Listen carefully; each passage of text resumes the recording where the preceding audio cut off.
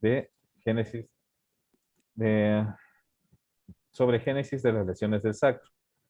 Bien, con el licenciado Gustavo Germán Gutiérrez, con diplomado superior en RPG, socio de la Asociación Argentina de Reeducación Postural Global, en osteopatía docente, monitor en la Escuela Osteopática de Madrid, manipulación vertebral técnica Maitland, terapeuta en neurodesarrollo método Bobat, en hemiplegia del adulto y en parálisis cerebral, ex docente de técnicas kinésicas 3 de la UBA, ex profesor de Stretching Global Activo para Latinoamérica de habla hispana, ex miembro de la comisión directiva de la Asociación de Kinesiología del Deporte de AKD, creador de Procorpus, formaciones terapéuticas y preventivas, sistema de formación online.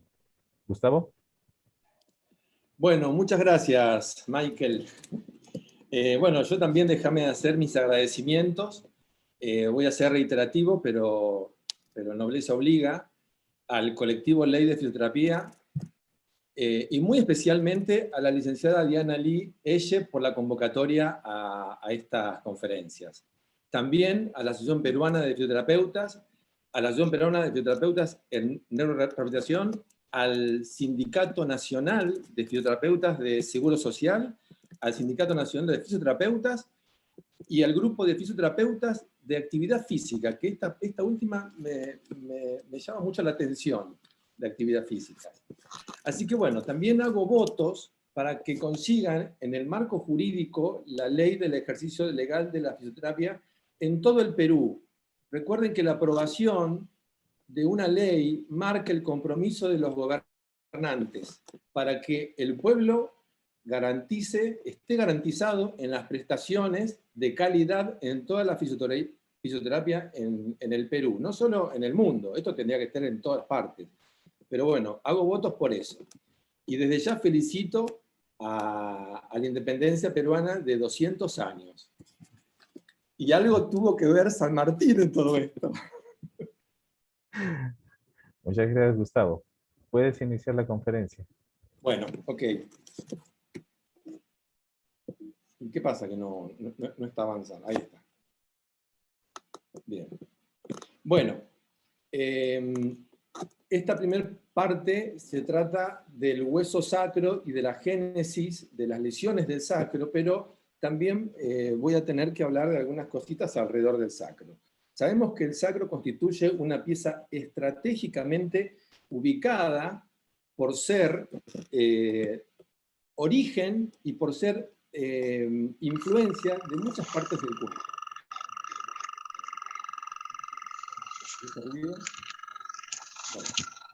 En estas están las biomecánicas, que nos lleva a situaciones funcionales, estructurales, que nos llevan a la parte ortopédica de todo esto, las musculares, que a través de sus espasmos, de los músculos que aparecen alrededor de esta articulación, nos pueden obliterar ciertos nervios o ciertas arterias, como están acá, vasculares y nerviosas. También vísceras altas a través del sistema simpático y vísceras bajas a través del sistema parasimpático, y con esto hay que meterse en el sistema neurovegetativo. Entonces, el sacro es una zona estratégicamente importante para nosotros los fisioterapeutas. Tenemos que tener una visión. Acá tengo una cosa que no me deja ver bien la imagen, no sé cómo sacarla. Bueno, déjame saber. Ahí está, para subir.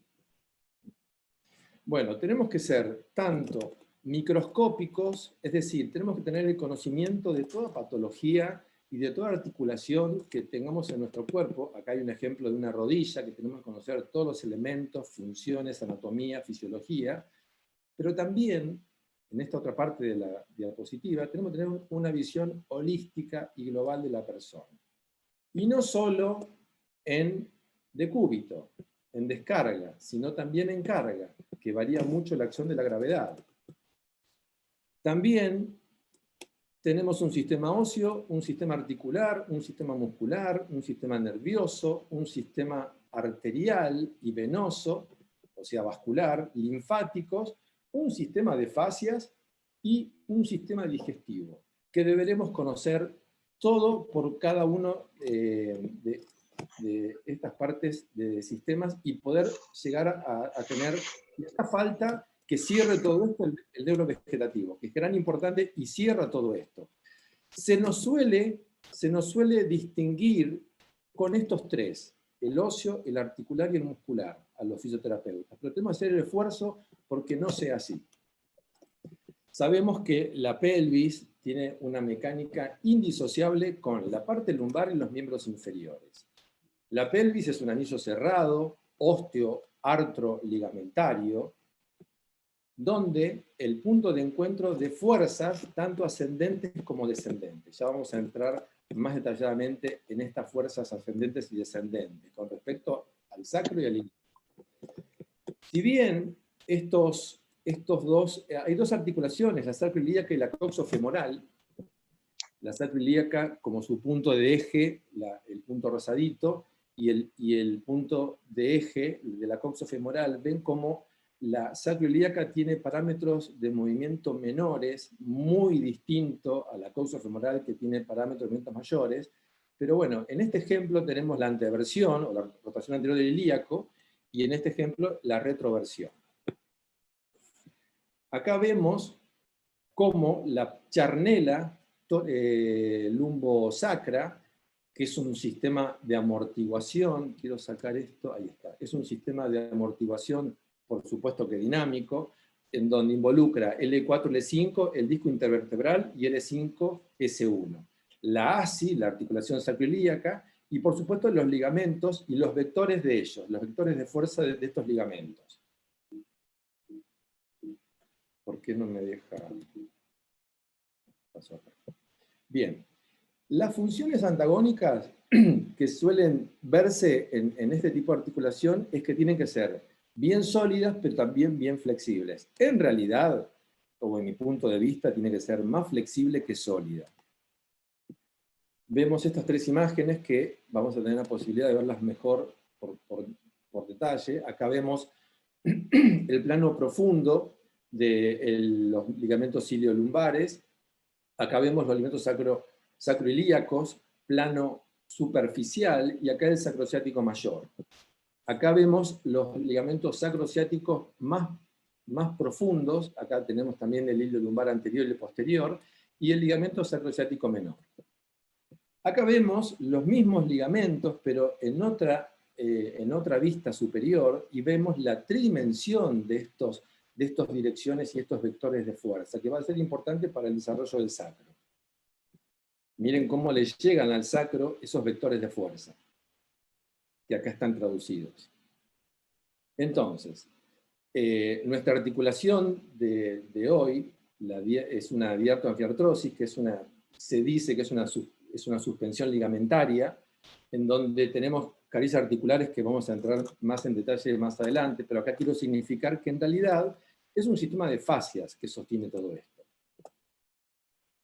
La sacroilíaca se mueve gracias a distintas influencias. Una es el movimiento respiratorio primario, otro es la respiración torácica, y por supuesto que a través de la parte muscular, los ligamentos que acompañan a estos grandes movimientos y se los asocia con el tronco y el medio inferior.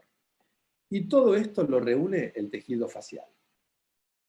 Un repaso muscular rápido. Acá tenemos el cuadrado lumbar, acá tenemos el cuadrado, los espinales o masa común, y la vedette de hoy, que es el piriforme. Acá está la vedette de hoy, que es el piramidal de la pelvis, o piriforme. La serie de oblicuos, oblicuo mayor, transverso, oblicuo menor. El recto anterior del abdomen, que cierra el sistema abdominal. Otro de los vedettes de hoy, que es el psoas ilíaco, más precisamente el psoas. Ver cómo el psoas tiene mucho que ver con la parte vascular. Ya van a ver, miren acá, la parte del psoas y la parte del piramidal, toda la inervación. Ahí está, el relacionamiento que tienen.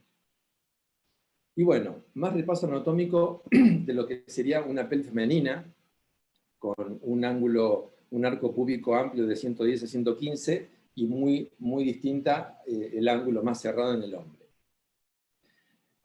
Por supuesto que estas imágenes ya las debemos conocer todos, porque es anatomía, y yo solamente las coloco para hacer significancia de ciertas cosas. Acá se aprecia el piramidal.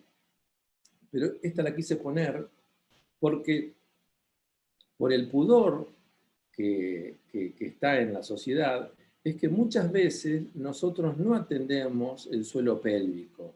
Pero miren la importancia que tiene, las fibras que tiene, y si es fibra muscular hay espasmos, o hay situaciones de simpaticotonía, de facilitación medular también ahí. Entonces muchas veces nuestros pacientes nos traen un síntoma en el cual podemos aliviar con nuestro tratamiento, pero si no nos metemos en esta zona y dejamos el pudor de lado, es posible que el tratamiento, por supuesto, hay que evaluar si es que tiene algo. Si encontramos disfunciones, hay que resolverlas, porque si no el paciente va a venir más, no se le está resolviendo el 100% del problema. Bueno, acá ya entramos con la articulación del sacro. El sacro tiene un brazo corto o polo superior y un brazo largo o polo inferior. Acá yo tengo, acá tengo un sacro, creo que me están viendo, donde los polos aquí están superior e inferior, pero también tengo un ilíaco, y si bien en la foto no aparece, sí se aprecia que el polo superior del ilíaco es cóncavo y el polo inferior del ilíaco es convexo. Tengo los huesos acá para mostrar esto. Recuerden que los huesos no son exactamente iguales en todo, incluso en las razas, tienen algunas variaciones. Y es lo opuesto, el que era cóncavo en el ilíaco es convexo acá, y el que era convexo en el ilíaco es cóncavo acá. Esa es la salvedad que quería hacer con esto de las articulaciones. Y después tiene, en medio de las dos, tiene la zona del istmo, ¿sí? El polo superior corresponde a S1, S2, el istmo corresponde a S3, y el polo inferior a S3, S4. O algunos autores ponen S1, S2 y S3. Bien, repaso ligamentario, ya todos conocemos, tenemos que conocer los plexos, tanto lumbar como sacro, y bueno, yo tengo, aquí lo saqué por el tiempo, pero tengo una presentación donde muestro todas las perforaciones de los nervios con respecto a los músculos, y acá vemos que en el psoas está ocurriendo eso, con el genitocrural en este caso. Y bueno, miren la glútea superior, cómo pasa por arriba del piramidal y todas sus consecuencias. Y por supuesto la glútea inferior por debajo. Ya. Espasmos como nos traen problemas a nivel de las vísceras bajas. Y la vedette de hoy, piramidal de la pelvis, con respecto a la génesis de la formación de las lesiones del sacro. Hoy no nos vamos a detener en el ilíaco, pero sí vamos a decir que es un componente del miembro inferior, así como el sacro es un componente del raquis. El ilíaco pertenece al miembro inferior y el sacro pertenece al miembro superior. Ya vamos a desarrollar más este concepto. Bueno, acá lo estamos desarrollando. La cadena ascendente del miembro inferior termina en el ilíaco, la articulación sacroilíaca, y la cadena descendente que baja de la columna, que recibe el sacro y que lo hace una movilidad sacroilíaca. Describimos la movilidad sacroilíaca que viene de arriba y la movilidad iliosacra que viene de abajo. Esto es lo mismo, pero con un dibujo de un ser humano. Es lo mismo. Y acá tenemos, en el caso de las lesiones, de las cadenas que recién nombré, las ascendentes o iliosacras tienen este componente superior. Y las descendentes o sacroilíacas tienen un componente hacia abajo. Entonces, disfunciones iliosacras, cadenas ascendentes, disfunciones sacroilíacas, cadenas descendentes. La ASI, cuya función importante, dije antes, entre solidez y flexibilidad, que es la movilidad, que es la flexibilidad, y recuerden que la ASI tiene parámetros de movimientos menores, que porque sean menores no dejan de ser importantes. Ese es uno de los primeros conceptos que quiero significar. La cadera y la ASI se complementan en el movimiento, pero la ASI tiene parámetros de movimientos menores, que son fundamentales para que no se instalen disfunciones. Y acá en disfunciones tenemos dos palabras, hipermovilidad o hipomovilidad, pero claramente la que sirve es la hipomovilidad. Nosotros nos va a interesar la hipomovilidad que sería la disfunción. Entonces tenemos que restablecer una hipomovilidad o una disfunción somática para que después, porque la hipermovilidad es lo que nos va a traer el síntoma del paciente, pero la hipomovilidad es lo que nos interesa a nosotros. Con lo cual, una disfunción somática puede tener etiologías varias. Ahí están anotadas. Y otra vez, los movimientos de la ASI son deslizamientos milimétricos, parámetros menores de movimiento, con lo cual eso no quiere decir que no sean importantes. Por eso hay que saber bien evaluarlos y reacomodarlos. Y por supuesto que se complementa con la coxofemoral. Aquí, en esta imagen, vemos un sistema muscular y ligamentario donde dice cómo se justifican estos diversos vectores de fuerza, y claramente se justifican que es el papel de la tridimensión dentro de estas partes blandas. La tridimensión es lo que va a marcar todas estas estructuras, con lo cual tienen que estar libres. Imaginen que acá, en esta articulación, que tiene parámetros de movilidad menor, si acá hay una disfunción, nos va a traer problemas, ya vamos a ver. Bueno, más de lo mismo. Vemos cómo tenemos en el medio una columna teóricamente normal, acá exageradamente dinámica, o exagerando las curvas, o estamos hablando de una hipercifosis o una hiperlordosis, y acá lleva más a la rectificación. Yo en realidad diría que esta también puede ser normal, y poner un grado más de disfunción más atrás con respecto a las rectificaciones. Pero bueno, la normalidad estaría entre todos.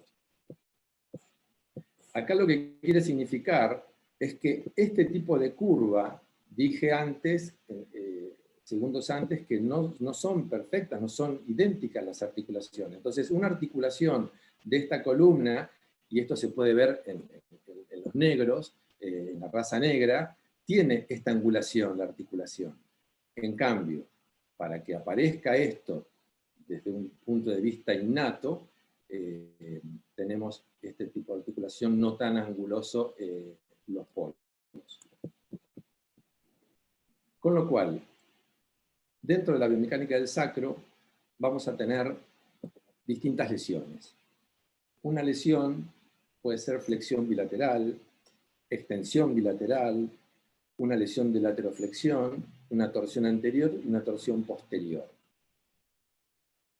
Los movimientos del sacro, recuerden que son una continuidad en adaptación a los movimientos del raquis. Con lo cual, una flexión del segmento intervertebral corresponde a una flexión sacra. Una extensión del segmento intervertebral corresponde a una extensión sacra.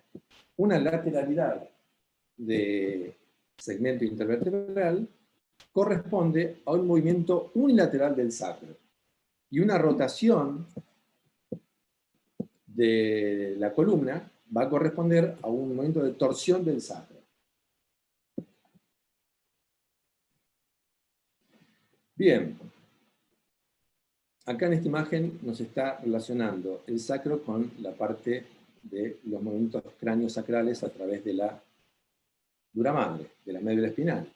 Entonces, aquí la sincondrosis o el estado de flexión de la sincondrosis es la unión del occipucio con el efenoides, donde envuelve al temporal, y un estado de flexión de esta articulación que para que no esto no maree, para qué lado está la flecha, vamos a poner esta imagen. ¿Sí? El occipucio, el efenoides, el temporal en el medio y la sincondrosis. Entonces, vamos a decir que la rotación posterior del temporal, que corresponde a una flexión de la sincondrosis, como vemos acá, más atrás, flexión del occipucio, y acá extensión del occipucio. Pero bueno, una rotación posterior del temporal va a ser consecuente con una flexión sacra. Y por supuesto que con inspiración. En cambio, una rotación anterior del temporal va a ser consecuente con una rotación anterior del sacro y una situación de expiración en la columna. Esto para nombrar porque estamos asociados al sacro. Y tenemos que nombrar todo lo que está asociado al sacro, más allá de que no lo desarrollamos.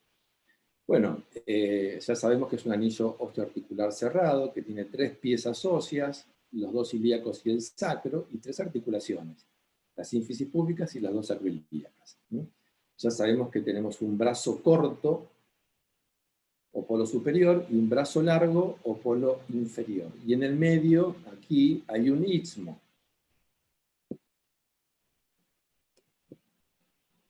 Entonces, los brazos cortos y los brazos largos van a significar el movimiento hacia abajo o hacia arriba del sacro, hacia la flexión o hacia la extensión.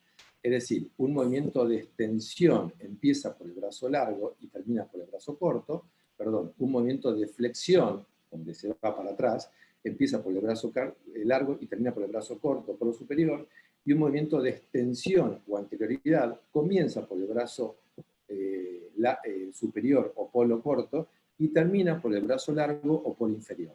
Es un trabalengua de palabras, polo, brazo, pero se dice así. Para atrás empieza por acá y termina acá, y para adelante empieza por el corto y termina por el largo. Lo importante para los que están escuchando por primera vez hablar del sacro y la biomecánica, lo importante es que se me entienda lo que digo. Más allá de que cuando pasa si se entiende lo que digo al momento de lo que estoy diciendo en la imagen, ya es suficiente. Porque después hay que estudiarlo esto. Hay que estudiarlo. A mí me costó muchísimo tiempo entender el sacro y tuve muchísimas contradicciones. Entonces, no hay que desesperarse.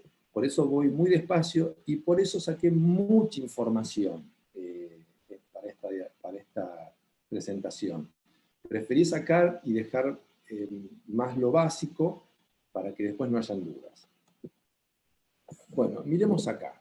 Aquí, Barabev, que está tapadito, esto no lo digo yo, acá lo dice, bueno, es el libro de Capangi, que yo soy un gran amante de Capangi, del lector, soy un gran lector de Capangi, me he comido los 3 tomos de Capangi, que es una obra maravillosa. Bueno, acá Barabev dice que el movimiento del sacro, y esto lo pongo para que vean las distintas posibilidades y las distintas teorías y autores donde interpretan el movimiento del sacro. Dice que el centro del movimiento es retroarticular, en este punto. Pero acá, Bonner dice que el centro del movimiento se ubica en el istmo. O sea que ya ven que hay 2 apreciaciones, pero después abajo, acá, Wesley, aquí está, Weissel, tiene 2 teorías. Una misma persona presenta 2 teorías. Una teoría donde anula el polo superior, dice que hay un proceso de deslizamiento en todo el brazo largo del sacro. Pero también esta misma persona dice que hay así como Barabev decía que el eje se ubicaba retroarticular, esto es anteroarticular. O sea, vean que hay muchas interpretaciones de cómo se mueve el sacro. En este caso, yo obedezco a estos 10 ejes, en los cuales el eje transverso superior, representado por 1, va a estar todo el movimiento respiratorio cráneo-sacro. En el movimiento 2 va a estar todo lo que significa parto, mutación y contramutación. Y en el eje 3, en el transverso inferior, va a estar todo lo que es relacionado a la flexoextensión o rotación anterior y posterior de la columna con respecto al sacro. Toda la flexoextensión de la columna es rotación anterior y posterior en este eje. Después tenemos el eje anteroposterior medial, que va a ser los movimientos de lateroflexión, y el eje 10, que sería el anteroposterior lateral, para los movimientos de infler y outfler del ilíaco, que viene acá. Después tenemos el vertical medial, que va a ser consecuente con la rotación de la columna. Los movimientos de rotación de columna es por este eje. Y el 4 y el 6, que sería el eje vertical lateral, tiene que ver con el ilíaco, y es donde ocurren las rotaciones internas y externas del ilíaco. Y por último, las torsiones, que ya después vamos a significar, la torsión sacra, que es 7 y 8. Aquí está todo desarrollado. Con lo cual, el movimiento de la marcha son movimientos alternos o alternados de rotación anterior y posterior ilíaco, donde el sacro está atrapado entre los dos ilíacos. Y ya vamos a ver que esos parámetros menores de movimiento son fundamentales. Aquí tenemos otra vez una imagen de Capanghi, en el cual describe una fase de apoyo y una fase de vuelo.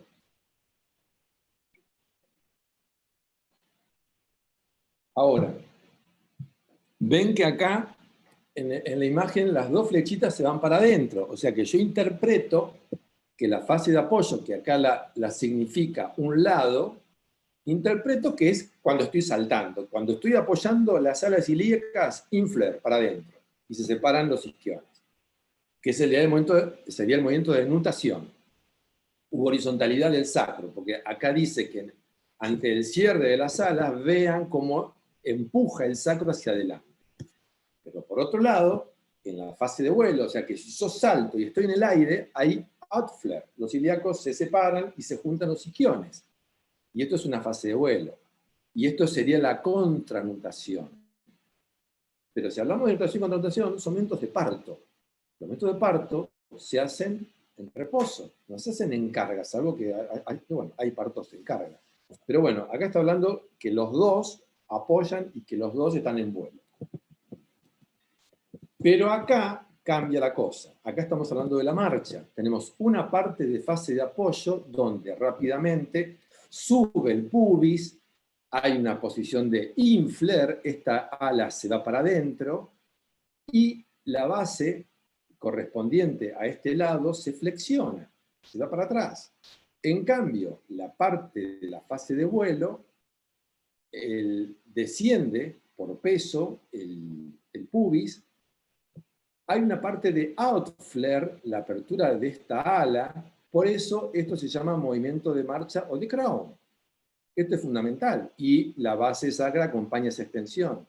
Es decir, fase de apoyo, ilíaco sube pero se cierra, fase de vuelo abre y baja. Y si esto hace así, el pubis y las sacroilíacas nunca cizallan. Pero si hay un bloqueo en una de estas partes, en algún momento esta cierra y esta no va a abrir. Y aquí empiezan los problemas. Mientras todo esto esté libre, se da el movimiento funcional de crown en la marcha, en la carrera, en lo que sea.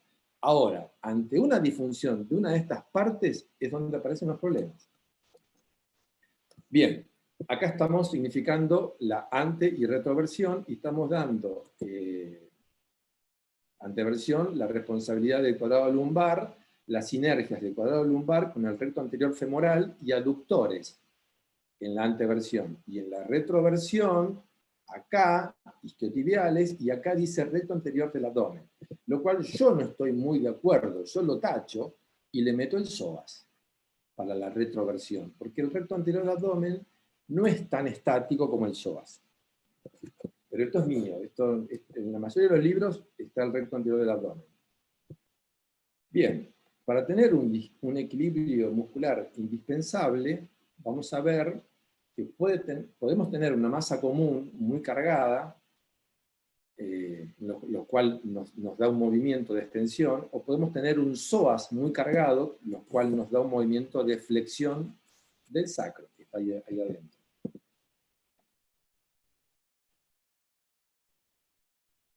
O puede estar asociado una masa común de un lado que nos genera acá claramente nos genera una torsión, una masa común de este lado, un psoas de este lado, miren cómo se pone en torsión el sacro.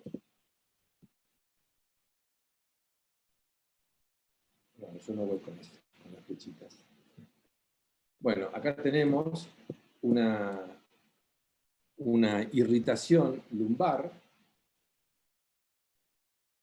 Acá tenemos una fijación sacroilíaca derecha, donde nos puede traer un dolor en el pubis, ahí interpretado por rojo.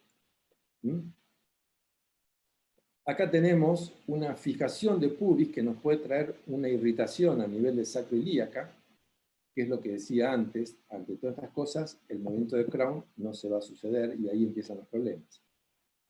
Con lo cual, la alteración de la función nos va a traer primero una hipomovilidad, que nos va a traer la disfunción, y después la irritación del tejido. Por supuesto que ante una hipomovilidad, el cuerpo tiene que compensar con una zona que se mueva por demás. Que ahí aparece la hipomovilidad y la irritación del tejido, y ahí el dolor donde nos llega el paciente, que tenemos que buscar la hipo. Bueno, una serie de herramientas a través del diagnóstico. Tenemos el Ficani, test pulgares ascendentes, test de Gilet, esquilación de la pélvica. Esto siempre nos tenemos que ordenar. En parado podemos hacer todas estas maniobras. En decúbito dorsal ya buscamos las asimetrías de los miembros inferiores, la palpación de la IAS y la palpación de las ramas públicas. Y si lo ponemos boca abajo, palpación de la IPS, palpación del surco sacroiliaco, que nos va a traer mucho data de cómo está el sacro, isquiones, y empezamos con los testing, las palpaciones musculares. Bien, dijimos, o no sé si lo dijimos, pero la carga, donde se recibe una carga, aparece una extensión sacra donde va a informar este sistema ligamentario y va a activar los mecanorreceptores. Estos mecanorreceptores va a traer una aferencia medular, en donde esto, por supuesto, ante un estiramiento brusco, ya puede ser una caída de sentado o un salto intempestivo. Entonces, esta aferencia medular nos pone en espasmo al piramidal, o al pisiforme, o piriforme, y este piramidal va a dar la protección de esta zona. Bueno, a través de los ligamentos acrosáticos mayor y menor, que son receptores sensoriales, nos va a desencadenar todo este cuadro. Esto va a ser muy importante, y otra vez aparece el piriforme, que es la vedette de hoy. Bien, ¿cómo evaluamos un piramidal? Paciente boca abajo, de cúbito supino.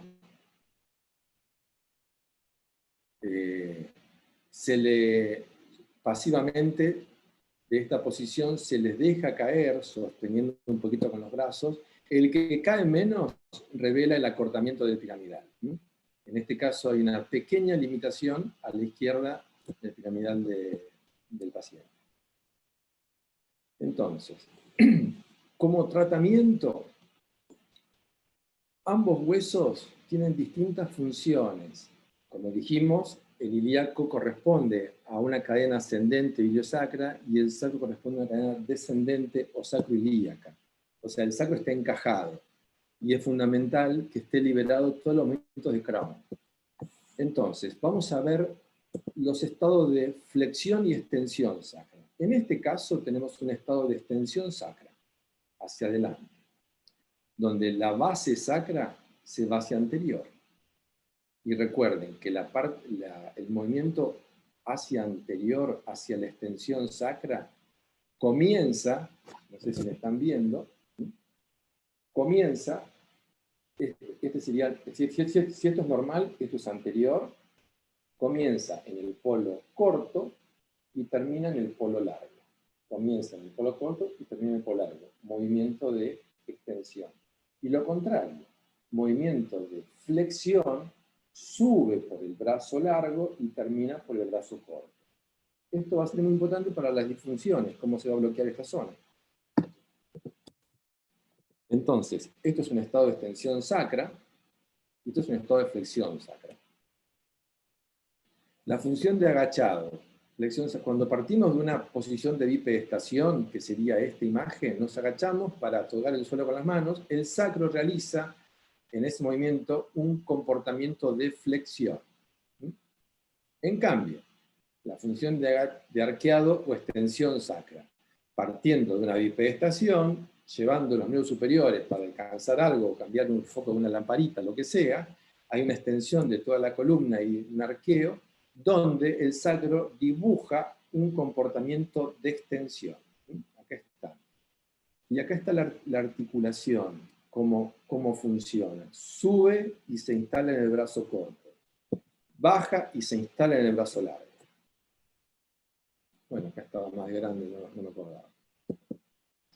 El cuerpo reacciona de dos maneras muy diferentes en la acción y reacción del suelo, con respecto a la posición que adopta el hueso sacro.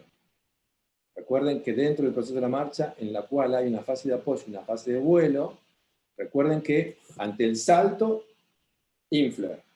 En carga, outflare. Perdón, al revés. En carga, inflare. En el salto, outflare. ¿Sí? Pero si es una secuencia de marcha, es esto. Inflare, outflare. Entonces, dentro del proceso de la marcha en la cual hay una fase de apoyo y una fase de vuelo, en donde en la primera fase de apoyo se manifiesta una cadena cinemática cerrada y en la fase de vuelo una cadena cinemática abierta, vamos a ver qué ocurre. En la fase de apoyo es el grupo muscular de los aductores y rotadores internos. Esto es bien reflejado en los chicos espásticos. Cuando están los chicos espásticos, caminan con el remanente que tiene el tono aductor y rotador interno de la cadera. Entonces ahí claramente se ve quién prevalece. Entonces, estos aductores y rotadores internos del muslo, que son los que predominan, favorecen el accionar de la sinergia psoas y piramidal de la pelvis. Piramidal de la pelvis por insertarse en el trocánter menor en donde su accionar, el músculo por insertarse en el trocánter menor en donde su accionar lleva hacia posterior al hueso ilíaco y arrastra a la base sacra hacia arriba y hacia atrás, es decir, a posterior. O sea, este músculo, la acción de este músculo lleva la base sacra hacia atrás. Y después en el segundo, el piramidal de la pelvis, por insertarse en el hueso sacro. Pero ya vamos a ver la importancia de él. Imaginando un individuo que en el proceso de la marcha apoya el miembro inferior izquierdo y va construyendo la cinemática en el cual el punto fijo es inferior, se instalan el psoas y el piramidal de la pelvis. El piramidal es el que va a dar inicio al eje del movimiento de este movimiento, en el caso de que sea una disfunción de la disfunción. Pero el eje lo va a dar el piramidal de este lado. Lo mismo que vimos antes, fase de apoyo, se cierra, flexión, asciende el pubis, y acá se abre, extensión, y desciende el pubis. Extensión se va para abajo. Entonces, en la parte del sacro, en extensión, que sería en fase de vuelo, aquí entra el grupo abductor y rotador externo del muslo, los que predominan llevando a una anterioridad al hueso sacro. Acá, en este mecanismo, se engancha la masa común y el ilíaco. Ya no es más el psoas y el piramidal, es la masa común y el ilíaco. Después vamos a ver la importancia del piramidal. Esto es solamente entender cómo en la fase de vuelo el sacro se va a la extensión. Entonces acá el punto fijo cambia, ya no es más superior, ya no es más inferior, como en la fase de apoyo, ya es superior. Acá están las dos imágenes. Flexión, punto inferior, psoas y piramidal. Fase de vuelo, punto superior, masa común e ilíaco.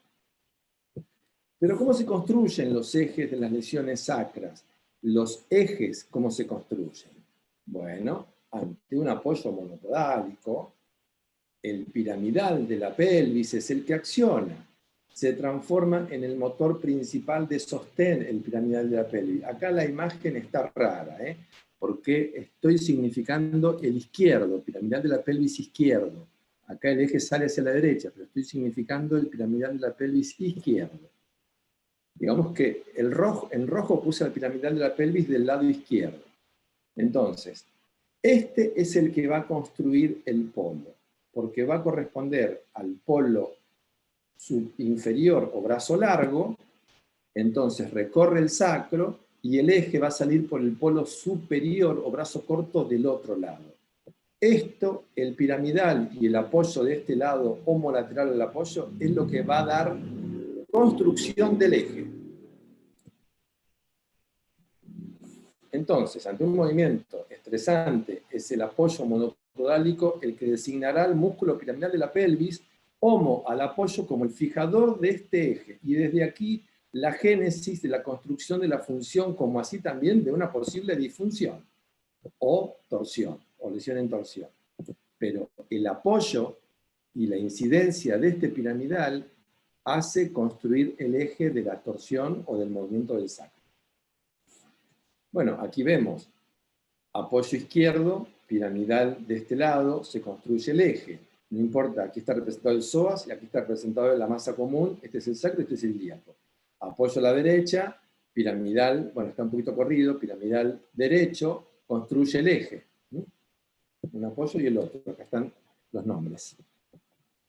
Entonces, en una situación, supongamos un deporte. Esto es una situación, acá pone una carga, se construye el eje a través del piramidal izquierdo, pero este sacro, por la actitud de la persona, está en flexión, con lo cual va a haber un psoas, piramidal de un lado y psoas. Entonces, ¿qué sucede? Ante un golpe, en el caso de rugby o lo que sea, esta situación queda en disfunción, queda atrapado un bloqueo en disfunción. En cambio, si la persona está en esta posición, en extensión, recuerden que puede ser un salto que cuando recibe el apoyo, se construye el eje a través del apoyo de este piramidal. Pero como estamos en situación de extensión, acá ya no se engancha el psoas, se engancha la masa común y me va a construir un eje con respecto a una lesión de torsión derecha-derecha, porque torsión izquierda-derecha es un estado de flexión del sacro y una torsión derecha-derecha es un estado de extensión del sacro. Ya vamos a ver que es una torsión derecha-derecha, izquierda-izquierda. Bien, dijimos que como lesiones de sacro tenemos bilaterales, unilaterales, de extensión o de flexión, y torsiones anterior y posterior. Esto de sacro, porque después tenemos un montón de disfunciones que tienen que ver o responsabilizan al ilíaco. Estamos hablando del sacro. Bien, recordemos que, bueno, están los polos superior o brazo corto, polo inferior o brazo largo. Recordemos que para una situación de flexión, el movimiento empieza en este brazo y termina acá. Por eso cuando se bloquea un sacro en flexión, se bloquea el polo superior brazo corto. En cambio, bueno, acá está significando una situación de flexión. Pero si fuese de extensión, estas flechas estarían para el otro lado y comienza una situación de extensión en el brazo corto o polo superior y termina en el brazo largo o polo inferior, en una situación de anterioridad o extensión sacra. Y si esto fuese una disfunción, el que se bloquea es el polo inferior o brazo largo, que es lo que deberíamos desbloquear.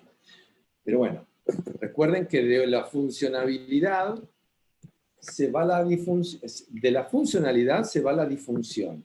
No hay más complejidad que entender la funcionalidad, y después el estado de patología es que no se puede salir de esa situación. Por ejemplo, las escoliosis, cuando yo me enseño las escoliosis, lamentablemente no me enseñan la ley de Freyet.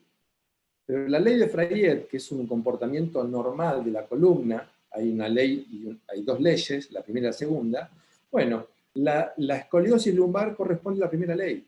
Lo que pasa es que si yo me muevo, si mi cuerpo se mueve, en cierto movimiento estoy en primera ley, voy a segunda ley, pero describe ciertos movimientos de las vértebras. ¿Qué es una escoliosis? Es un estado permanente, o sea, estoy en primera ley y no puedo salir, es un estado patológico, por distintas causas, acuñamiento, lo que sea, no es el tema. Pero acá es lo mismo, acá es saber el funcionamiento normal y después, si sabes cómo se mueve esta articulación, después vas a tener bien claro las disfunciones o los bloqueos. Bueno, dijimos que el piramidal de la pelvis es el que construye el eje, o sea, si la persona está apoyada a la derecha, el piramidal de la pelvis construye el eje. Y ya vamos a ver cómo se designa el nombre de las torsiones. Bien, lo vamos a ver ahora. Cuando es una lesión de torsión, como ejemplo en el caso de una torsión izquierda-derecha, que es este ejemplo, torsión izquierda-derecha, acá vemos este esquema que está apoyado, piramidal de la pelvis, el psoas, la masa común, y el eje se construye de esta manera.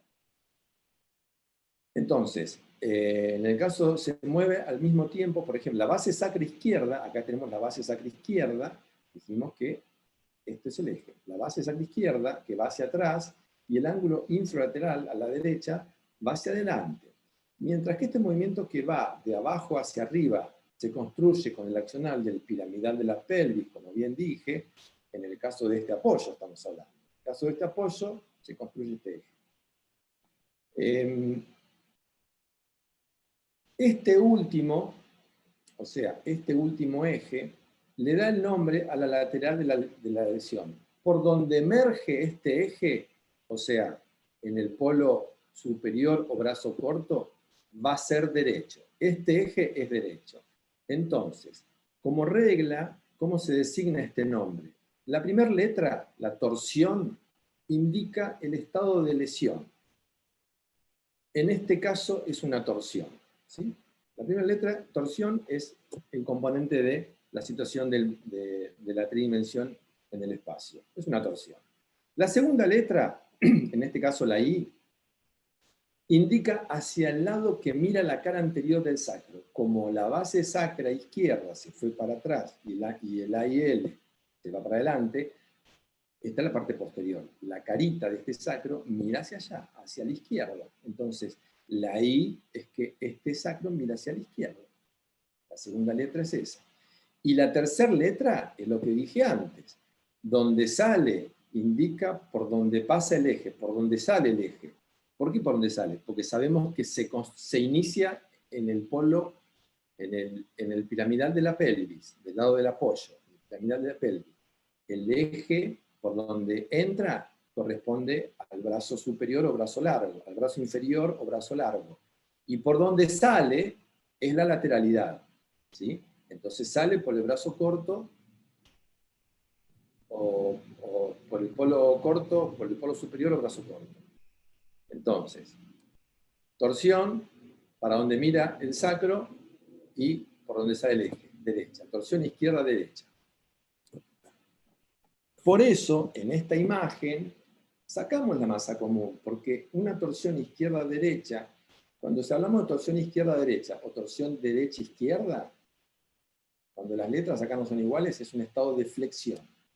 Cuando hablamos de torsión izquierda-izquierda o torsión derecha-derecha, es un estado de extensión, que no lo vamos a aplicar ahora. Explicamos solamente la de flexión, la torsión izquierda-derecha. Por eso acá la masa común yo la saqué, porque es piramidal de la pelvis y este psoas. Este psoas hace que lleve la base sacra izquierda hacia atrás. Entonces, piramidal de la pelvis construye el eje y este psoas manda la base sacra izquierda hacia atrás. Bueno, estas son las lesiones. Y si tenemos una torsión izquierda-derecha, aquí está la persona boca abajo, a la derecha sale el eje, acá está el piramidal. Entonces, ¿qué tenemos que hacer? Nos posicionamos a la altura del tronco, mirando a cefálico, y como sale la base sacra, está posterior, vamos a poner nuestro pisiforme en una situación de manos cruzadas. Nuestro pisiforme va a ir sobre la base sacra, que está saliente. Y después, con movimientos estructurales o funcionales, usando la respiración, vamos a llevar esa base sacra, haciendo una extensión de nuestras muñecas, vamos a ir hacia anterior. En realidad, el pisiforme está en la base sacra y mis deditos están tocando el ángulo inferolateral que está hacia adelante. Entonces, con mi extensión de muñeca, desciendo esa base sacra y yo tengo que sentir con mis deditos como el ángulo inferolateral derecho, en este caso, sale para atrás. Eso es todo lo que dice acá. Bueno, acá está desarrollando una torsión derecha-derecha. Vean como una torsión izquierda-derecha, o sea, un estado de flexión, la base sacra está posterior, yo me ubico de cefal a caudal. De cefal a caudal, al nivel del tronco, mirando a caudal. Pero miren acá, en un estado de extensión, me ubico al revés. Me ubico al nivel de la pelvis, o sea, de caudal, mirando hacia cefal. ¿Por qué? Porque es una torsión derecha-derecha, es una torsión, el sacro mira hacia la derecha, esta es la derecha del paciente, mira hacia la derecha, el eje está acá, el piramidal que engancha esta lesión es el izquierdo. ¿Y qué tengo yo acá? Tengo una base anterior a la izquierda, con lo cual no la palpo, pero tengo un ángulo infralateral, aquí lo estoy marcando, hacia atrás, hacia afuera. Entonces me ubico de ese lado, mi pisiforme va a ir al ángulo infralateral que está saliente, y mis deditos quieren ir a buscar, a palpar, que no se ven, la base sacra que está hacia anterior. Lo mismo, una extensión de mi muñeca va a bascular este sacro y va a hacer que aparezca la base sacra hacia posterior. Esto lo puedo acompañar con una fase funcional, con respiración, y después con una fase estructural. Entonces, cuando hacemos una evaluación, tenemos que ir de lo general a lo específico, no evaluar solo la pelvis, pero no dejar de evaluarla, y siempre ver más allá del síntoma que aqueja al paciente. Como tratamiento tenemos que tener contraindicaciones, establecer prioridades. Prioridades me refiero a los cambios, no podemos tener al paciente parate, acostate, sentate, no, tenemos que hacer todo ordenado, seleccionar la técnica adecuada para cada tejido involucrado teniendo en cuenta características del paciente y aprovechar al máximo las ventajas posicionales, lo que dije antes, del profesional así como del paciente y su colaboración activa cuando esté indicada. Si no, no. O sea, tienes un tratamiento móvil. Debemos restablecer el equilibrio funcional general. Y esto siempre lo pongo, si tenemos una herramienta solo, vamos a ver clavos.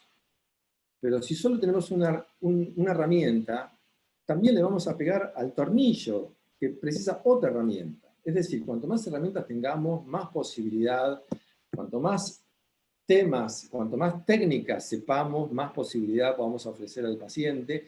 Y no solo técnicas, sino distintos sistemas, distintos desarrollos. El conocimiento de todo esto nos va a traer que podamos usar todas estas técnicas.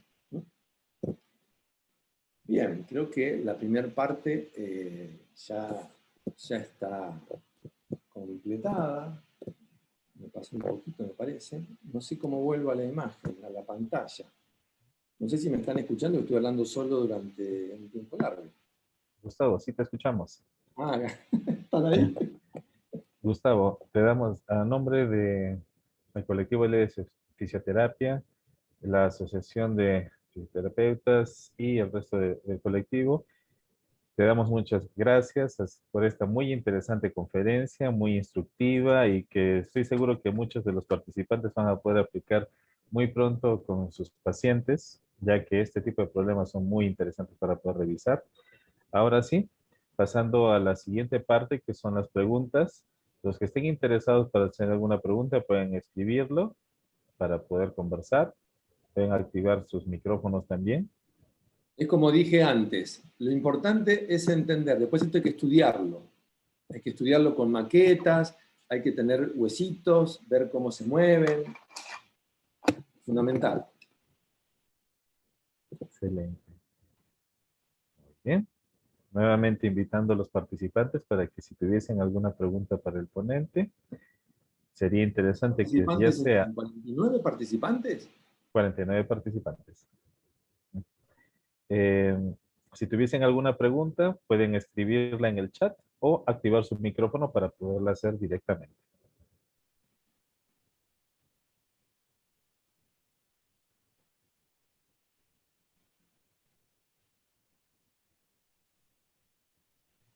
Por mientras, ya que has mencionado este tema de los huesitos, Gustavo, yo lo que Sí. quería preguntarte es justo sobre ello, tener el huesito a la mano, el huesito solo o el huesito articulado. O sea, ¿tú cómo mirarías más práctico hacer tal vez la visualización de las técnicas como para poder trabajarlo? ¿Solamente mostrando el huesito, tal vez ya articulado el huesito?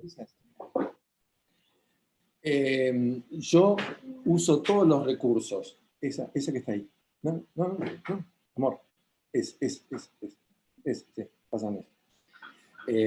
Acá mi esposa me está ayudando. Esto, ¿lo estás viendo? Sí, sí lo estamos viendo. Esto me acompañó toda mi carrera. 2 piezas lumbares, 2 piezas dorsales y 3 piezas cervicales, que tenés que tener el atlas, que tiene una característica, el axis, otra característica, y la C3, que tiene otra característica, ya más que nada con las cervicales. Entonces, esto es fundamental para estudiar. Ya ves, cuando vos ves el desarrollo del libro, ya te estás viendo cómo es la vértebra y las características que tienen y cómo son distintas. Entonces, es fundamental para nosotros los kinesiólogos y el movimiento tener las articulaciones y saber articularlas y saber qué es izquierdo y qué es derecho y saber cómo se mueven. Yo tengo muchísimo, no sé si ahí se ve, por todos lados tengo articulaciones, huesos, los hago yo, y dibujos, croquis, es fundamental para entender el movimiento. El dibujo, la visualización, como tú dices, la proyección de lo que nosotros entendemos, ponerlo en práctica en otro, en varios sentidos. Tal vez tú lo dices de una forma tridimensional, manual, de transportarlo a visual, cómo funciona en el aire, en el movimiento. También te ayuda. Incluso, Dime. incluso cuando yo doy las formaciones virtuales que te conté antes, bueno, te conté que tengo 3 herramientas, el Word, la fotografía y mis videos. Que en mis videos yo muestro todo. Pero cuando se termina el curso, hay un examen choice que hay que pasar. Cuando pasas el choice, está todo cronometrado. Es decir, hay un cronograma de todo esto. A veces duran 3 meses, a veces 2 meses. Se da una semana de repaso y se hace el examen. Después del examen, yo casi siempre pido que me den 3 videos a los participantes. Y esto es una herramienta pedagógica increíble, porque hacer un video, es decir, los videos que yo hago los tienen que hacer ellos, con un paciente, explicando cualquier recurso pedagógico que quieran, el pizarrón, una articulación, lo que quieran, y tienen que poder explicar la maniobra que yo les pida. Son 3, básicamente. Si te fue más o menos mal en el escrito, te pido 5 o 6 para poder compensar el escrito. Pero es fundamental esa parte, si bien es relajada, es fundamental, es donde más se aprende. Hacer un video para explicar a otro y ya te queda. Y no hay presión porque si no te gusta lo borras y lo haces 10 veces. Pero no sé si es esa la pregunta que me hiciste, pero los recursos son todos los que se puedan para Es estudiar. relacionado. Muchas gracias, Gustavo, por tu respuesta. Ahora, tenemos un par de preguntas en el chat. Una de Gladys Amparo Vázquez. Buenas noches. En un caso de ciática más sacroilitis, la manipulación debe ser individualizada. Supongo que esa manera de pregunta. Gracias de antemano. Quisiera saber. Sí, cuando yo doy esta charla y hablo del ilíaco y del sacro y desarrollo todo mucho más, hay una conclusión. Es cierto, cierta irritación de los ligamentos sacrociáticos me van a dar síntoma en S1, ciática 1, y ciertos ligamentos más abajo, sacrociáticos, más profundos, van a dar ciática de S2. La ciática de S1, algunas tienen que ver, porque tenemos las torsiones, como te dije antes, torsiones izquierdas-derechas o derechas-izquierdas, que son estado de flexión, que el movimiento del sacro te pone en irritación un cierto ligamento, y entonces el paciente, ¿cómo te viene? Con una flexión hacia un lado, porque la flexión lateral te genera toda la movilidad del sacro. Si yo hago una flexión, mi base se debería anteriorizar. Entonces, si yo la tengo bloqueada, flexionando, compenso. Entonces me viene el paciente con una situación antálgica.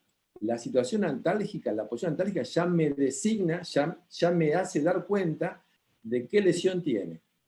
Pero sí, hay una que corresponde a una de la sacroilíaca, la articulación sacroilíaca, hay unos ligamentos que se asocian a una ciática, que no es ciática, es una falsa ciática. Es una sacroilíaca en flexión o en extensión, pero una responde a una ciática 1 y una a una ciática 2. Así que este diagnóstico diferencial es fundamental para descartar que no es problema de ciática. Es la sacroilíaca. Bien. Espero que la respuesta deje satisfecha a Raiz Vázquez. Ahora, tenemos otra preguntita. Sí, justamente ella está dando las gracias ahí en el chat. Tenemos otra preguntita también de Julio Rivera. Disculpame, Michael, si algo no se entiende, después yo en las charlas he dado mi mail y mi teléfono. Así que para más desarrollo, si algo no se entendió, me pueden contactar a los contactos que dejé en la charla, Excelente. para abarcar Muchas la gracias. pregunta. Excelente. Muchas gracias, Gustavo. Tenemos otra preguntita también de Julio Rivera. ¿Cuál método considera que es el más efectivo y si consideras que se puede trabajar con un osteópata o un quiropráctico? Bueno, yo conozco de osteopatía, no conozco de quiropraxia. Lo que dicen, o lo que he visto, que las maniobras osteopáticas estructurales son muy específicas, son muy quirúrgicas. Tengo entendido que la quiropraxia, si bien las manipulaciones detrás son más generales.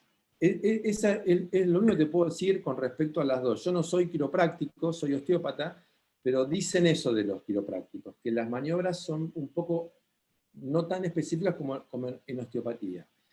Pero por otro lado, yo vengo de la escuela osteopática de Ricard, de François Ricard, de Madrid, y es muy estructural. O sea, yo lo vi trabajar a Gilles Drebon y en la sesión me hizo una manipulación y la persona tenía una escoliosis y quedó bárbaro. No te resolvió la escoliosis, pero la persona salió sin dolor. Y me pareció una maravilla ver trabajar a Gilles Drebon, que era un referente en la osteopatía. Y aparte, el diagnóstico que hizo. Entonces, y hay escuelas que son muy funcionales. La EOBA, la Escuela Osteopática de Buenos Aires, está asociada a Murcia, a la Escuela Osteopática de Murcia. Y en Murcia son muy funcionales. Entonces, si un osteópata se formó ahí, va a ser muy bueno funcionalmente, y si se formó en Ricard, va a ser muy bueno estructuralmente. Yo creo que no importa quiropraxia o osteopatía, lo bueno es que es importante saber de las dos técnicas, tanto estructurales como funcionales, porque hay cosas funcionales. Yo estoy haciendo la formación de fascias de Andrés Pilat, que es interesantísimo, y con esto de que me vine a Brasil, trunqué en el segundo año, pero yo creo que se precisan las dos. Hay situaciones que sin una estructura no las puedes resolver. Precisás la manipulación violenta, digo, detrás, estructural, nada tiene que ser violento y nada tiene que doler, pero sí es más violento con respecto a lo funcional. Que te muevan una cervical, a algunos pacientes les resulta violento. Es más, tener que pedir permiso. Entonces, y por supuesto, hacer todos los test, por ejemplo, no manipular una cervical sin el test de Klein. Eso es lo que yo recomiendo para prevenir. Excelente, muchas gracias. Espero que Julio haya quedado contento con la respuesta. Muy bien. Am, y justamente tenemos una última preguntita y antes de pasar a la siguiente parte sobre el caso clínico, de parte de Julia Pérez Trillo. Buenas noches. En su experiencia, ¿en cuántas sesiones logra alinear la espina ilíaca anterosuperior y qué recomienda? Muchas gracias por su ponencia. En una sesión, a ver, depende de qué estemos hablando. Si es un paciente neurológico, nunca lo vas a lograr. Si es un paciente ortopédico, si es un paciente deportivo, vas a tener más posibilidades que si es un paciente sedentario. Si es un paciente joven, vas a tener más posibilidades que si es un paciente idoso, mayor, antiguo, viejo, no sé cómo se dice. Pero bueno, todo depende del paciente y de lo que te ofrece la lesión. Pero en realidad una espina ilíaca anterosuperior puede tener varias lecturas. Puede ser que esté superior por una torsión en flexión, una torsión izquierda-derecha. Puede ser que esté en situación de Abslide, que todo el ilíaco suba, y ahí son lesiones ilíacas, pero son de resolución una vez que tenés vista cuál es la lesión en sí y cuáles son los músculos que están en espasmo, la solución es práctica. Lo que pasa es que yo no le voy a dar mucha importancia a una espina ilíaca, sino al contexto general, ¿no? Va a ser una parte de todo un tratamiento.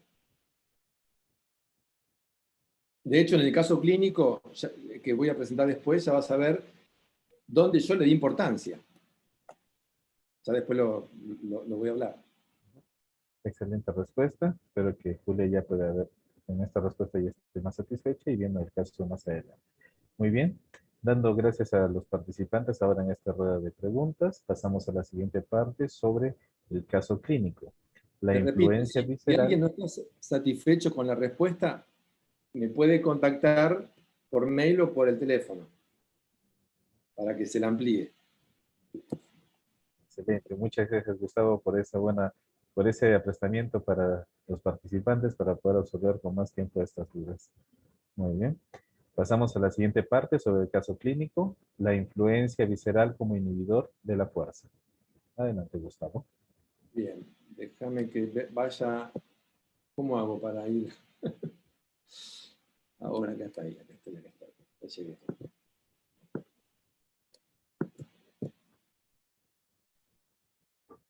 Bueno, el título es La fuerza y sus mecanismos de inhibición. Ante una situación como la que estamos viendo, donde uno patea al otro, voy a abrir todo esto, aquí tenemos una disfunción mecánica. En este golpe pudo haber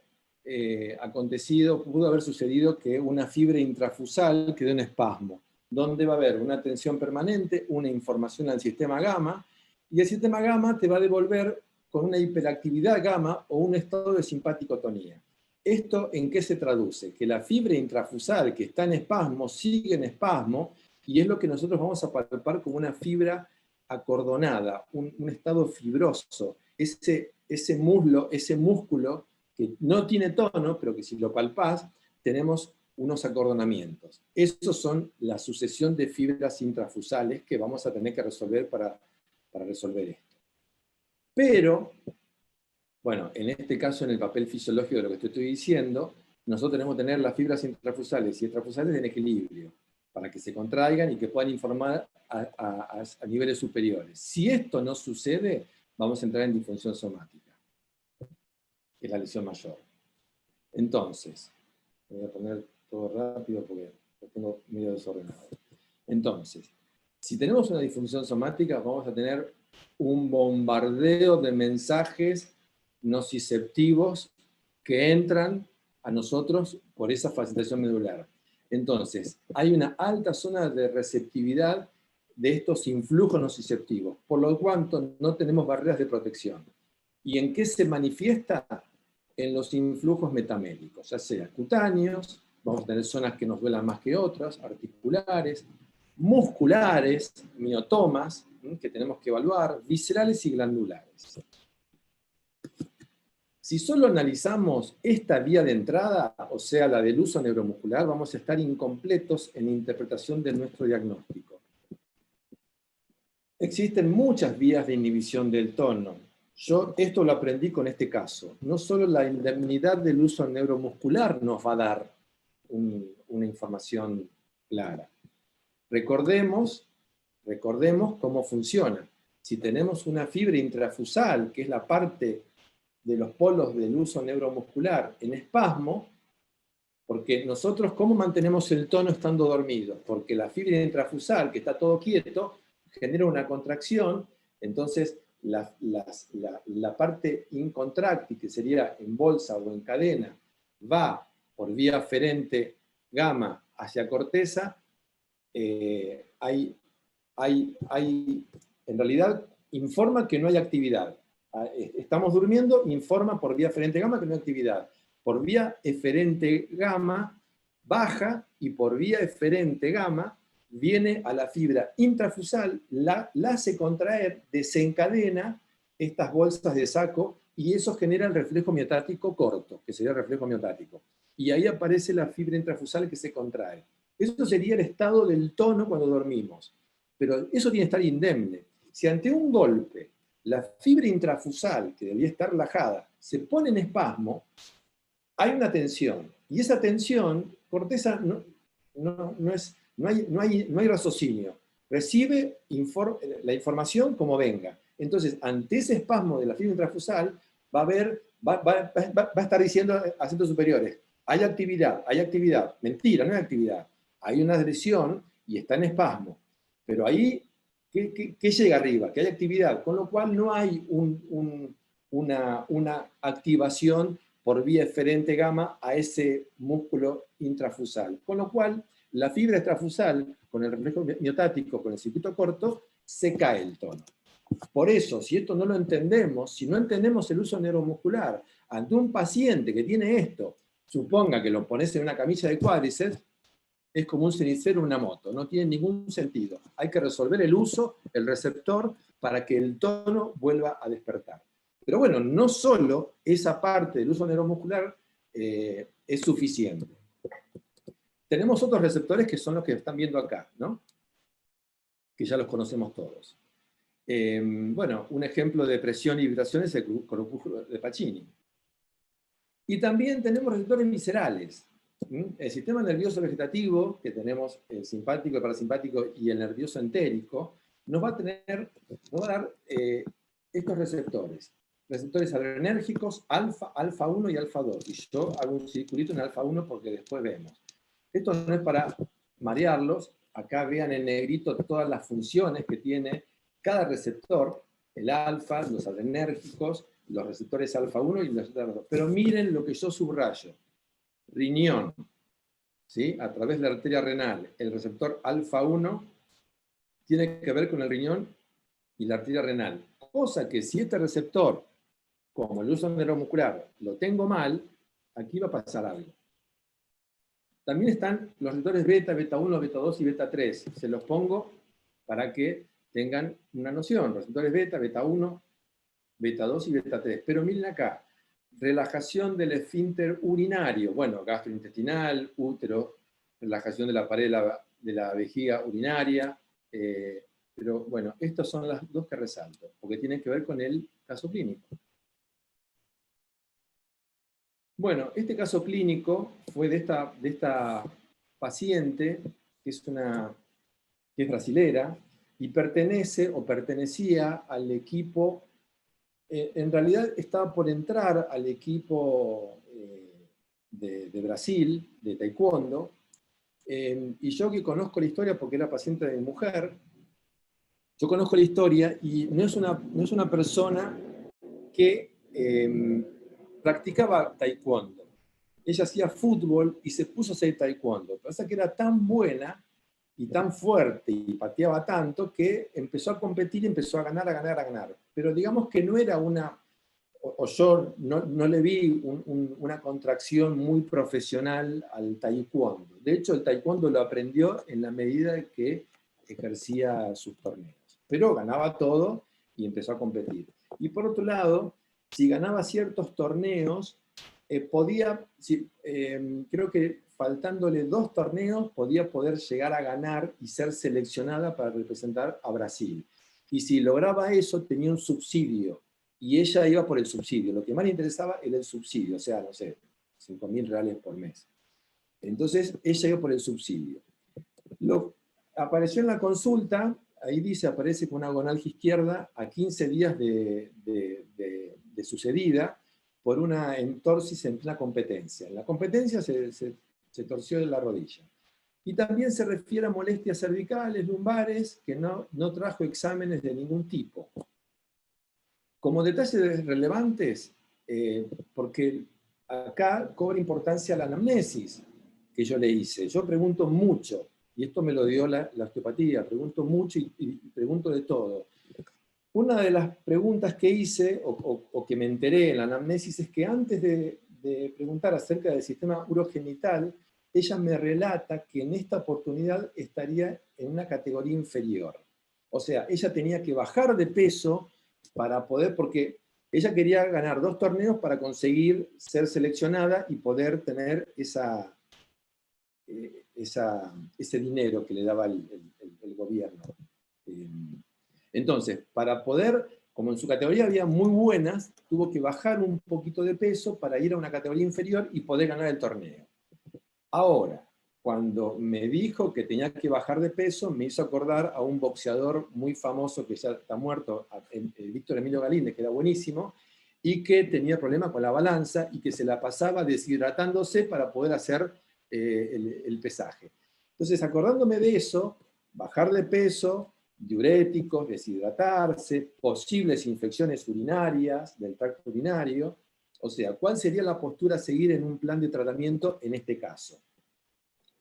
Bueno, acá no tengo lamentablemente los videos, pero yo primero le hice una prueba funcional antes de empezar y cuando le pedí que bajara, se fue el peso del cuerpo a la pierna sana, que es la derecha. Ella trajo el problema en la parte izquierda. Como tratamiento, ¿qué le hice? Manipulé la charnela toracolumbar, le manipulé el sacro, le di una disfunción, manipulé la charnela toracolumbar para liberar el sistema simpático. El sacro para liberar el sistema parasimpático. Recordemos que el nacimiento del simpático es en el asta lateral de toda la cuna dorsal y que el parasimpático viene de los pares craneales de cráneo y que también el sacro tiene un sistema parasimpático. Por eso manipulé el sacro. Y aparte porque estaba en disfunción. Y después le hice un tratamiento funcional de riñón y un tratamiento de la porción de la aorta descendente que me trae la malla simpática.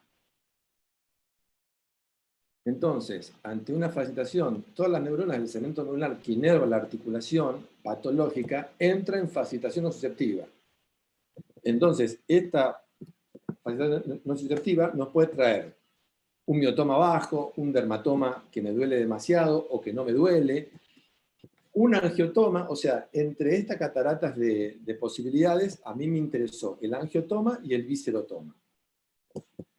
Ni siquiera le di mucha importancia al miotoma, porque me trajo una rodilla muy edematizada con un problema concreto articular. Pero yo quiero tener una fuerza de tono de base. No me sirve hacer nada a esa rodilla si no tengo un tono de base indemne. Y yo fui por el tono de base. Entonces, sabemos que una disfunción somática vertebral, ya sea lesión visceral, ante una estimulación ortosimpática, tenemos un angioespasmo. Esto desciende la presión venosa. Los capilares tienen un aumento de permeabilidad que produce edema. Si hay edema, hay una compresión de la raíz nerviosa en el agujero de conjunción. Ahí cambia el pH, modifica la conductividad nerviosa y nos trae trastornos motores. O sea, ante un miotoma, ante una evaluación de un miotoma, primero, si esto es reciente, puedo tener mucha fuerza. Ahora, si esto lleva un tiempo, tengo hipotono o tengo déficit de fuerza. En el caso de algo sensitivo, si es reciente, puede haber una hiperalgia, me duele por demás. Si ya pasó un tiempo, puede haber una hipoestesia, o sea, me siento poco, o si no, una anestesia total. Entonces, acá está lo que yo atendí, el riñón y la malla de la aorta descendente que estaría a este nivel.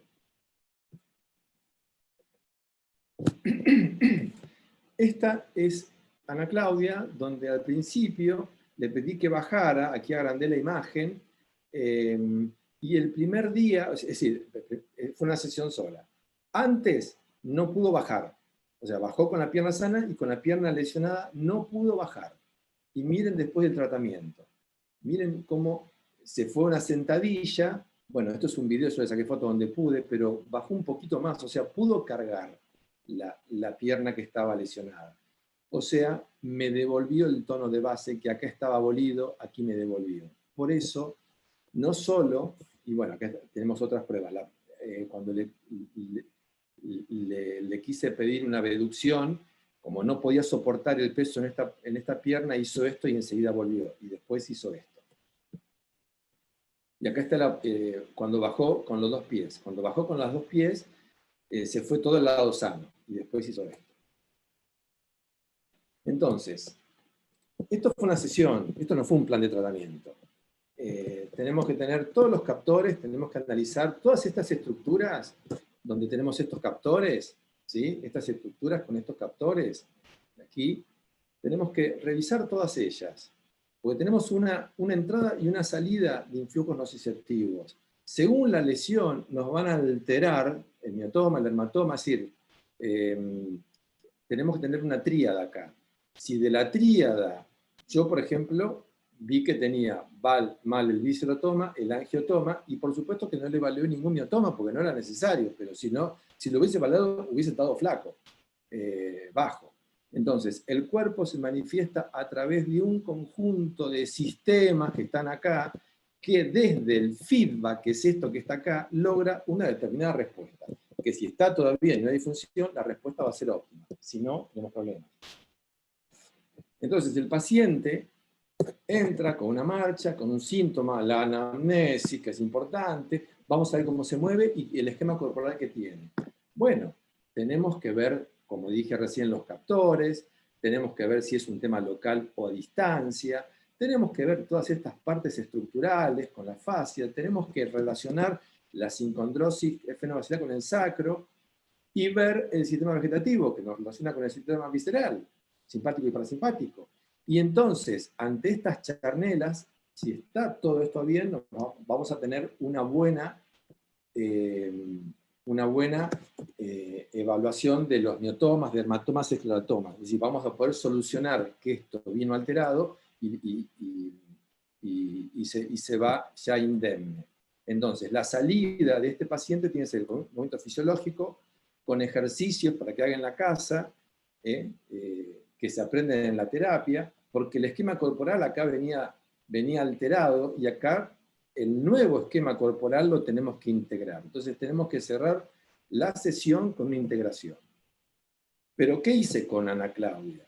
Me vino de una manera, la anamnesis fue importante, y miren acá, miren todo lo que no necesité hacer.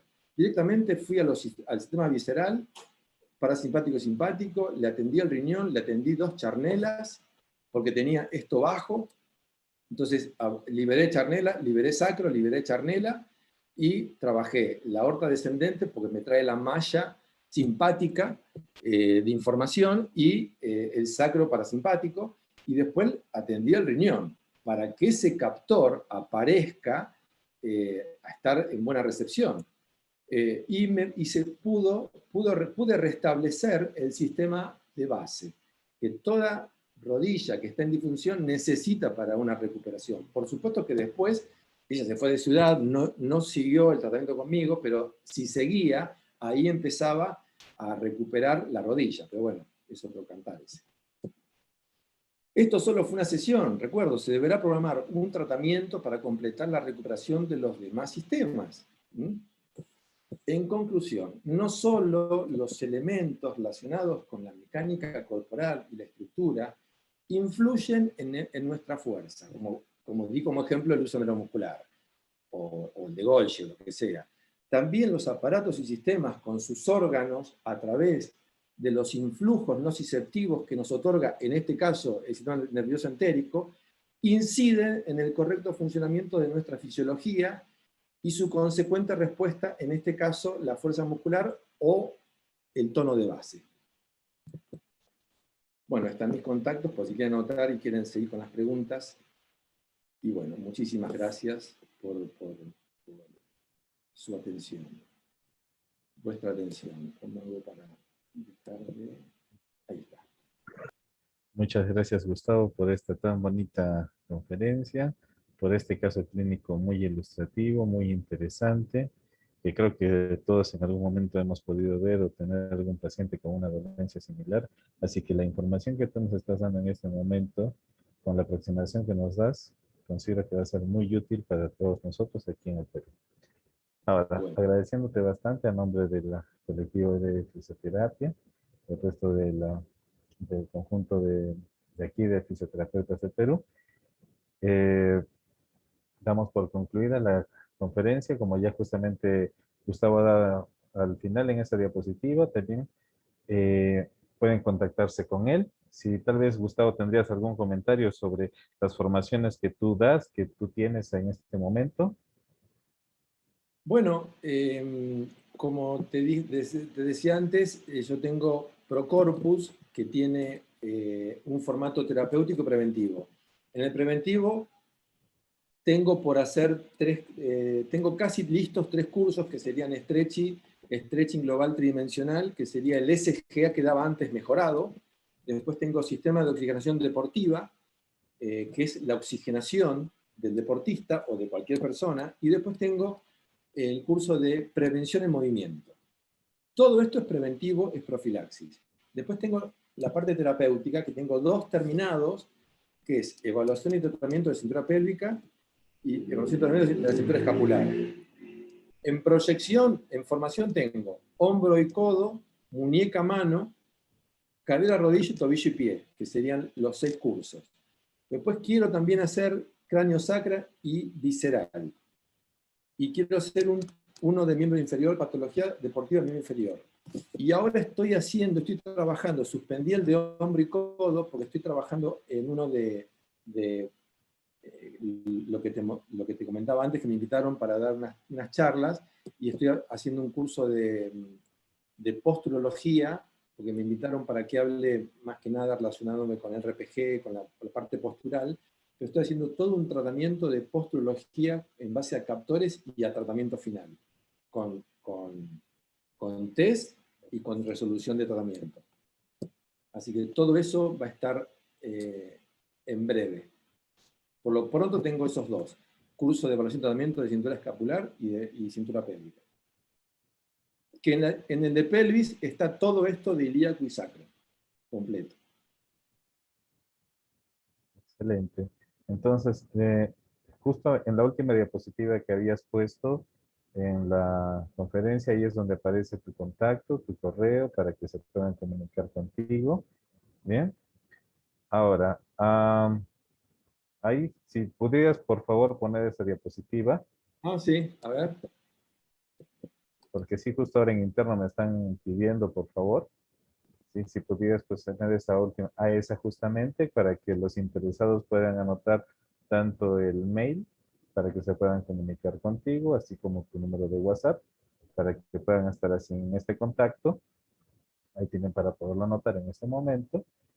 Y bueno, nuevamente agradeciéndote a nombre, bueno, por la Jornada Académica Internacional, por la Semana de Fisioterapia, a nombre de todas las instituciones que están organizando esta jornada académica, por SINAFIS, CRUFAF Perú, Asociación Peruana de Fisioterapia, Ley de Fisioterapia Ya, colectivo, Asociación Peruana de Fisioterapia y Neurorehabilitación ASPEFIN, y el Sindicato Nacional de Fisioterapeutas del MINSA.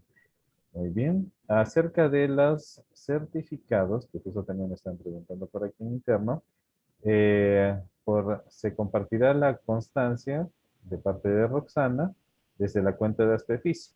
Muy bien. Y, y nada, justamente acá se está mostrando el certificado otorgado al licenciado Gustavo Germán de parte de nosotros, Muchas eh, gracias. por, por su participación en la calidad de ponente en esta jornada académica internacional por la Semana de la Fisioterapia, por los temas que hemos tenido el gusto de poder escuchar: génesis de las lesiones del sacro y la influencia visceral como inhibidor de la fuerza, del día de hoy, 7 de septiembre de 2021. Así que muchas gracias, te lo agradecemos bastante, Gustavo. El agradecido soy yo. A ti, Michael, bueno, por supuesto que a Diana Lee, que es la que me trajo a esta conferencia. Y bueno, la verdad que sí hago votos porque recuperen esa legalización que necesita la fisioterapia en todo Perú para poder tener calidad de servicio. Excelente. Y estoy Somos varios. abierto a cualquier posibilidad de conferencia futura, en lo que pueda ayudar para todos ustedes. Excelente, muchas gracias.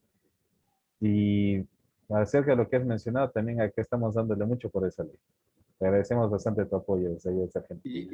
Y yo tengo un lindo recuerdo de Lima, no solo de la comida internacional, que es riquísima, sino de toda la salsa que se baila ahí.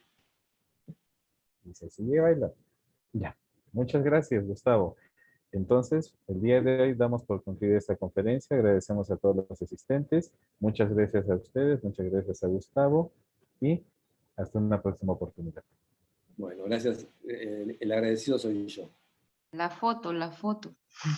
La foto. Ahorita no tengo el control para poderlo hacer. Ay, no.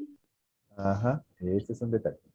Sí. Ok, así que, Y le bueno, pedimos a los participantes que abran sus cámaras para tomarnos una foto grupal, por favor. Los que puedan habilitar sus cámaras para tomarnos una foto grupal con el ponente. ahí está. A ver si vamos abriendo las camaritas, por favor.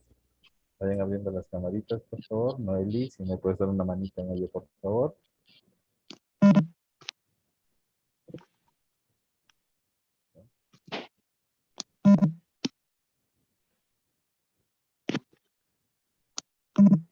Sonríen que estoy tomando varias pantallitas del...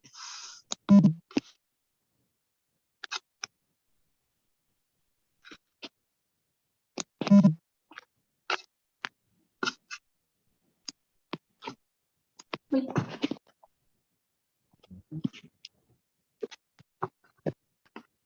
Hola, Noelí. Mucho gusto, ha estado muy interesante su ponencia. Voy a escuchar de nuevo toda la repetición del video grabado. De verdad ha estado bastante interesante. Yo no estoy viendo muchas fotitos. Eso lo ves vos, ¿no? En tu ordenador. Sí, ya he tomado fotos de la mayoría que está con la cámara prendida. El resto ¿Yo todavía no sé. aparezco? ¿Aparezco yo? Sí, sí aparece, Sí, claro. sí aparece, licenciado Gustavo. Gracias. Gracias a vos. Listo. Muchas gracias. Listo, muchas gracias a todos. Muchas gracias a todos. Les agradecemos su Abrazos, asistencia. bendiciones, muchas gracias por su ponencia. Gracias, Noelí.